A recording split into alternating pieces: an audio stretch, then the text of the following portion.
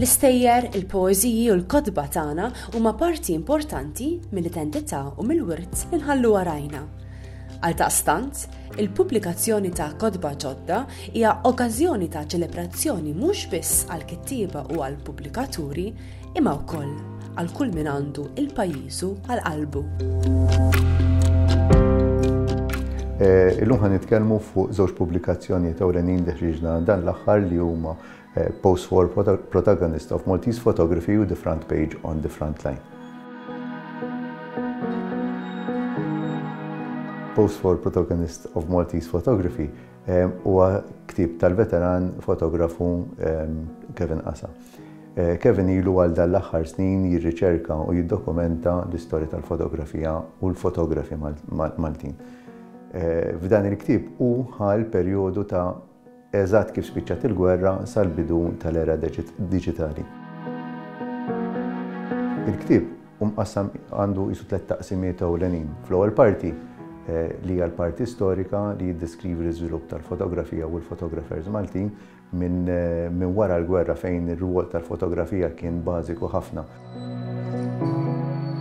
Taqsim oħra li hija importanti ħafna f'dan il-ktieb hija wkoll tip ta' direttorju tal-protagonisti li ħadmu Maltin f'dan direttorju li qiegħed b'mod alfabetiku nsibu biografiji ta' l-aqwa jew dawk il-fotografi li ħallew isem jew ħallew impatt fuq il-fotografija f'Malta fosthom insibu bħal familja Ċanċo imma hemm ukoll fotografi oħrajn bħal Lino Arrigo, Kasser de Saen li ħadem ħafna fuq il-kotba u oħrajn li għadhom. Insibu wkoll qatt ta' nisa photographers ukoll. It-tielet parti mbagħad huwa appendiċi estensiv dwar affarijiet anċillari għall-fotografija fosthom. Fotografi barranin li għamlu isem minħabba li ġew Malta u ħadu ritratti ta' Malta. Hemm mbagħad kapitlu interessanti ħafna dwar fotografi itineranti dawn kienu li lum spiċċaw sfortunatament. Kienu fotografi li jaħdmu fil-barakka ta' fuq u mal-mal u jieħdu ritratti tan-nies jew baħrin kif kien hemm dak iż-żmien.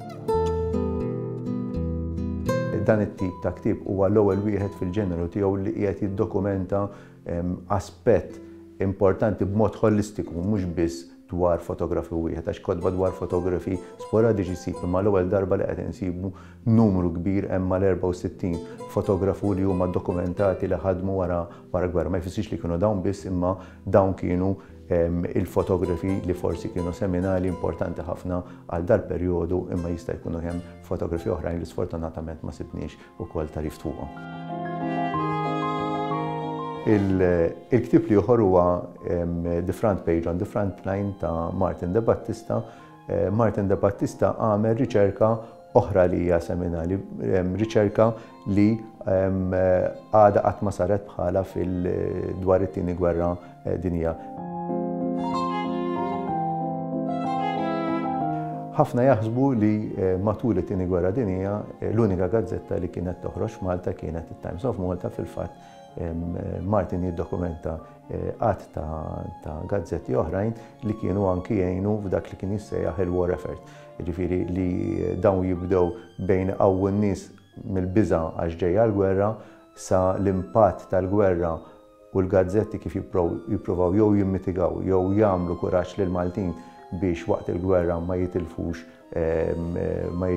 jew jiddispraw minħabba dak li qed jiġri imbagħad lejn il-vittorja finali tal-alleati fuq il-forzi nazisti. Allura hawnhekk naraw il-propaganda sħiħa kif tgħaddi permezz ta' servizzi, tgħaddi wkoll permezz tal-kuntatti li gazzetti kellhom ma' servizzi biex dawn is-sentimenti lejn il-poplu Malti jiġu trasmessi u l-poplu Malti iżomm qalbu qawwija waqt żminijiet li huma verament diffiċli għalih.